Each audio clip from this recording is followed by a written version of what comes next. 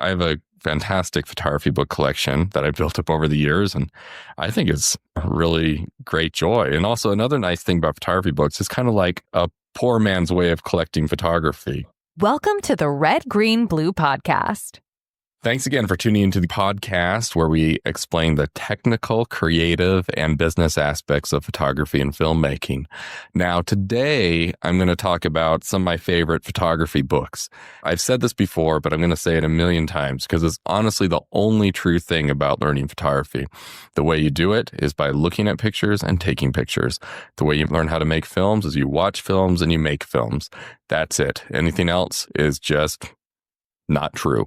So hope this is like a good reading list. You can go look it up, go to your library, go to the internet, go to Amazon.com, look up books. If you're fortunate enough to have a good art bookstore in your city, that would be also a really great place to go. Barnes & Noble, honestly, there's very few good photo books, but it's got some. It's because they're expensive. A lot of stores don't keep them in stock. So online is an excellent resource to find good photo books. And you can find all these online. So the first book I'm going to talk about is Fast Forward by Lauren Greenfield. Now, Fast Forward, and also she did another one called Girl Culture, are two really excellent photo books. They combine words and photos in a way that very few photographers do. Lauren would go on and has made several great documentaries, one called Thin and the other one called Queen of Versailles. Both of those I think you can get on Netflix, but they're really great documentaries. But it's not an accident that she moved so fluidly into documentary filmmaking because her use of words in still photography was so excellent. In fact, she won Best Director a couple of years ago at Sundance Film Festival. So look those ones up. Really masterful, complete body of work. Another one I really like, Runway by Larry Fink. Larry Fink, he's done a number of books. He did one on boxing. Runway is about fashion, which of course is a very visual subject. It's about fashion runways where people do shows. But Larry Fink, he's got a really kind of, it's a really chaotic yet orderly style. And I really enjoy that. I find it very interesting. This one, I believe, is in black and white. But once again, Lauren Greenfield uses color really well. Larry Fink does black and white very well. So if this is going to mix up, not that that really defines them. Really, of course, with any photographers, what they're saying, that is important. Lauren is very interested in women's issues. And Larry, he's very interested in, like this one on boxing. It's more difficult. He's more formal, more graphic, more visually oriented, but big fan. So the next one is The Suffering of Light by Alex Webb. Now, Alex Webb, that's kind of a retrospective book, but again, he's a very creative photographer who does, kind of documentary street work. I really dislike the term street photography because it kind of means like you only photograph on streets. And a lot of the world doesn't really have streets. So I find that term annoying. But he photographs a lot in South America, has done some really astonishing work. It's funny, like when you see work like this, you kind of think, oh, well, I've seen it before. Well, when you think, oh, well, that's good when you first see it. But then you keep coming back to it and you're like, wow, this stuff is amazing. And any photographer you can come back to over and over again in your career is really doing something pretty special. Very few photographers can make something that interesting. Now, the next one I have is A Small World by Martin Parr. Now, that's a book about tourists. And it's interesting for me. Like, I traveled a lot and I'd see these tourists. And I think tourists are amazing. I've been a tourist certainly many times in my life. But they're kind of like children, like they're in Paris for the first time. They're kind of just exploring. And they climb on things and they get their picture on top of things. And they're just so engaged in life and removed from their primary element. So like you get an old 50-year-old man, sitting on top of a camel outside the pyramids, which is kind of a 50-year-old, guy from New Jersey on a camel in front of the pyramids. It's kind of absurd. But Martin Parr, he photographed that absurdity. And it's really a very funny book. Martin Parr is one of the few funny photographers. Like he'll photograph a book and he'll make you laugh out loud. But all of his books are great. In fact, it's funny, I got to meet him. He came and spoke. And I've actually met him a couple of times. I met him at Paris Photo as well. I'm sure he wouldn't remember this, but he's a funny guy. He's very passionate about England. In fact, it's funny, like when he's showing his bodies at work, I was trying to think, now, what is he going for? But I think his main thing is he's a very proud of English culture and English society. The overwhelming majority of his books have to deal with that. A kind of an affectionate, comedic look at English society, self-deprecating. So check out all of his books. He's a prolific photographer. He's done a tremendous amount of books. It's really quite impressive. In fact, that's funny. Like when I spoke to him at Paris Photo, I was like, yeah, it's really great to hear. We have like the comedian photographers. And he said, well, thanks, I guess. But I mean, clearly he's a serious artist, but he also injects a lot of humor in his work. And I think that's very admirable.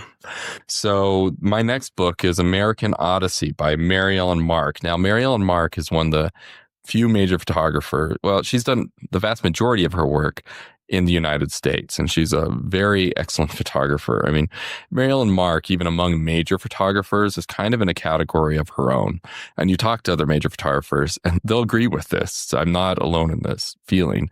She's kind of a photographer's photographer, but she's done tremendous work. One of her last bodies of work before she died, which was quite recent, is called Prom, and her husband's a documentary filmmaker, and he did Streetwise, which was actually nominated for Best Documentary in the 80s, the Academy Award.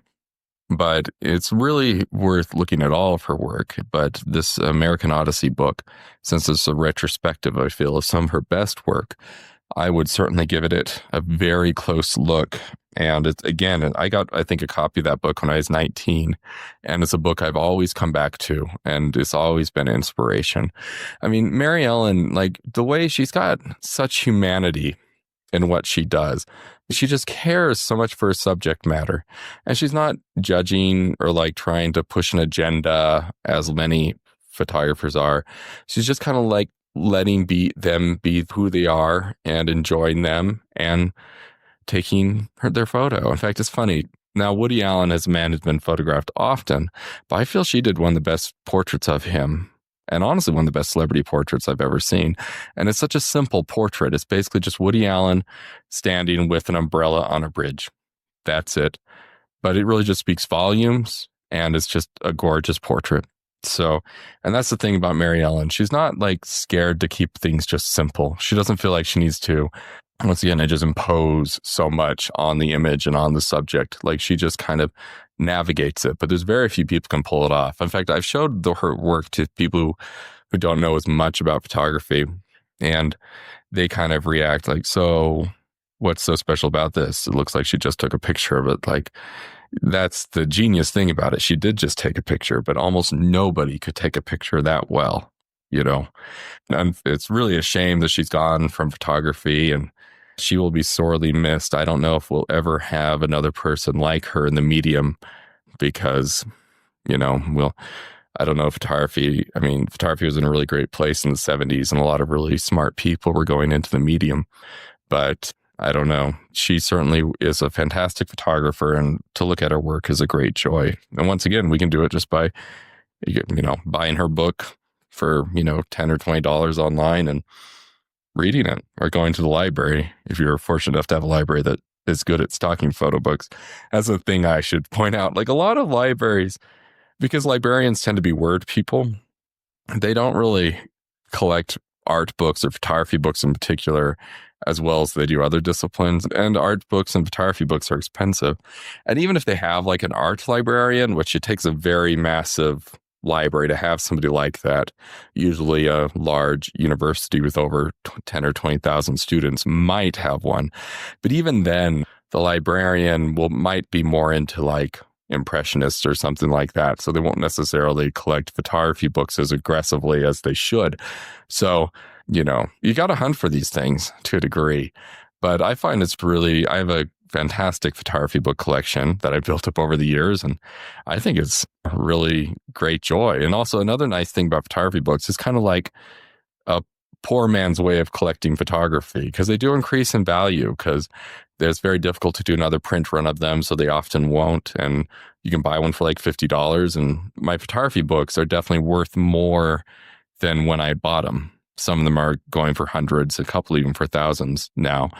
But, or I can't say the same thing about my word books. My word books are all essentially worthless, and that's kind of just sad. But I mean, I still enjoy them as well. So the next book I have here is The Southwest by Paul Strand. Now, Paul Strand is a phenomenal photographer, and I'm a big fan of all of his work, basically. He also worked in film. He's one of the few photographers that is so influential in the still medium and in the motion medium. He's in history books in both fronts. He did documentary, a film, early film called Manhattan or Manhattana, I can't remember. And it's about just basically a series of images happening around Manhattan.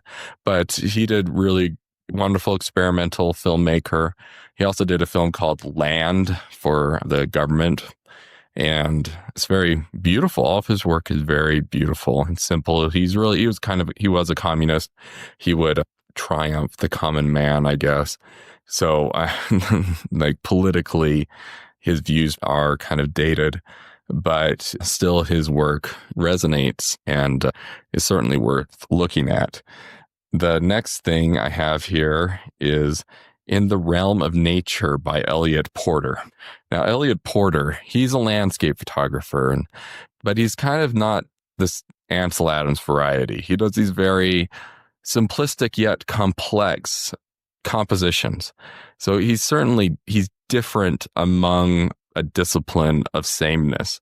Like there's so many photographers that go out there and they use the contrasty film to amp up the green as much as possible. And they have these lush dynamic clouds, and it's, postcard perfect kind of moments in nature. But Eliot Porter did so much more, and he's really worth checking out. Not that I have a problem with that other stuff, but it's very hard to distinguish yourself in landscape photography just because so many people do it.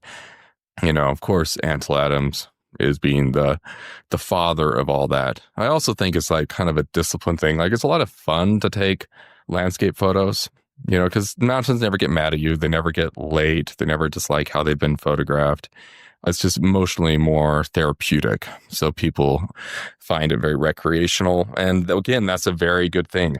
I'm a big fan. But again, because so many people do it, so many people photograph landscapes, it becomes hard to distinguish yourself. So Eliot Porter did, which is a real achievement in itself. The next one I have here is Gypsies by Joseph Kudelka. Now, Kudelka is, again, one of those photographers that's so good, you can go back and look at him over and over again. His book, Gypsies, I like because it's about a people that is kind of unrepresented in Europe. Not many people know about them. And if they do, they really will not say positive things. So he's kind of showing us a part of humanity that people don't really explore or photograph often. So Kudelka, and also he's an Eastern European photographer, many fantastic Eastern European photographers. I think he's Czech, but in this book is really wonderful. If you look at another book, I think his book Exiles is probably the one of the finest photo books ever made, in the top 10. And again, I think many people would agree with me on that. He was kicked out of his country for a while, so he just kind of traveled around photographing, and he did this phenomenal body of work. It's not really as cohesive as others, but I mean, there's probably 20 world-class, jaw-dropping photos in that book. So Exiles is also a wonderful thing to look at it by Joseph Kudelka. Or Joseph Kudelka. I don't know how they say that.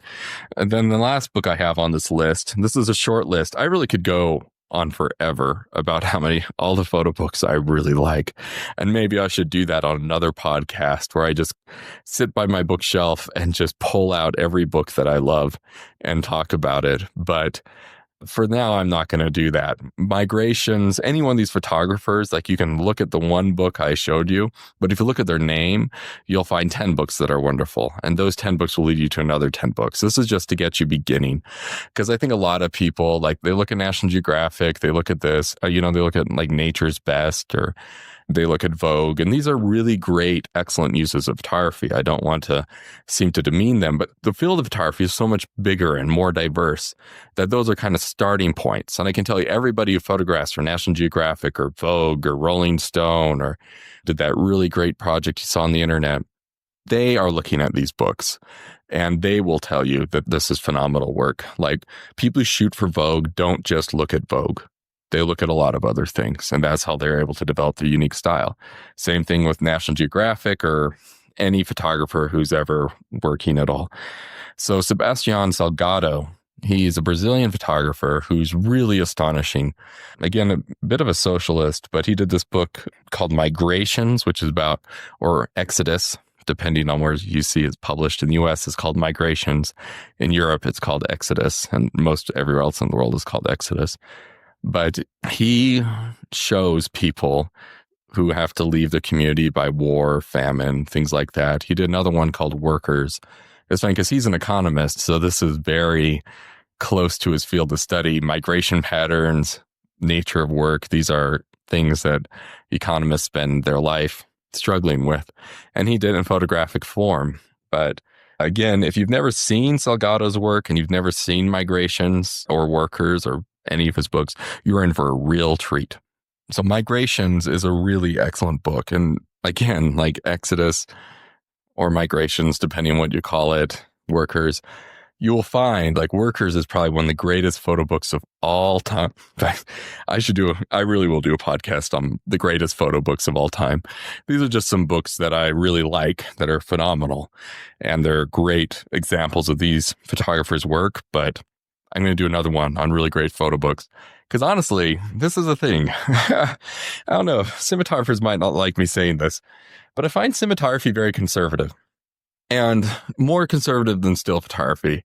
Still photography, because the budgets are so low, it's like a photographer or maybe a few assistants. Like, photographers can really experiment and go for extremes. But in cinematography, you have to record dialogue. You have to record huge budgets, massive budgets. So time on set is very dangerous. And also it's just hard to move the camera around, things like that. So I find cinematography much more conservative than still photography.